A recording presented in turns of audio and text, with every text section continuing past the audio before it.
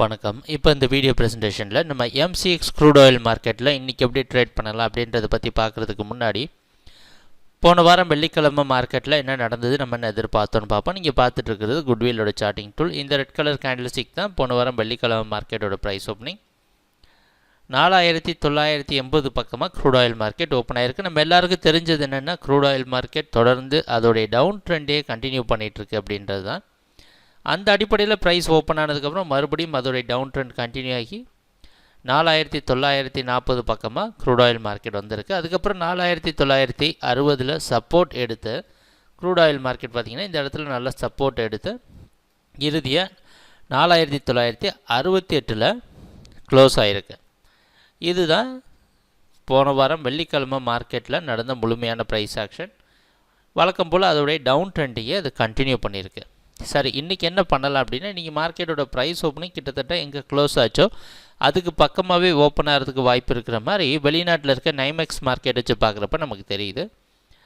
நம்ம என்ன பண்ணலாம் அப்படின்னு பார்த்தோன்னா, இந்த 5000 அப்படின்றது ஒரு முக்கியமான இடம்.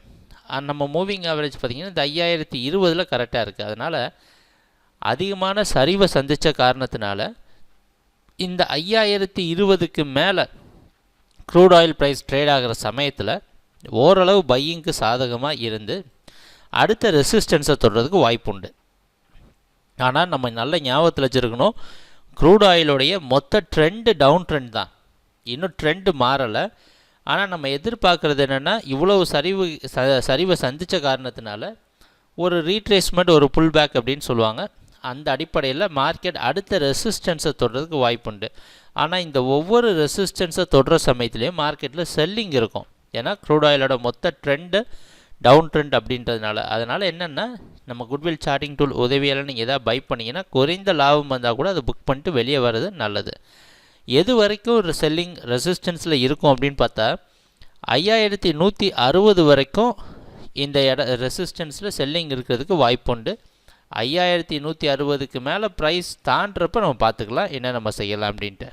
அது வரைக்கும் க்ரூட் ஆயில் மார்க்கெட் டவுன் ட்ரெண்டுக்கு சாதகமாக இருக்குன்னு எதிர்பார்ப்போம். இன்னும் டவுன் ட்ரெண்ட் கண்டினியூ ஆச்சுன்னா 4926 அப்படின்ற அடுத்த சப்போர்ட்டு தொடுறதுக்கு வாய்ப்பு உண்டு. ட்ரேடிங் நடக்கிறப்போ பார்ப்போம் என்னென்ன மாற்றங்கள் வருதுன்னு. எங்கள் வீடியோ ப்ரெசன்டேஷனை தொடர்ந்து பார்த்துட்டு வந்ததுக்கு மிக்க நன்றி, மகிழ்ச்சி, வணக்கம்.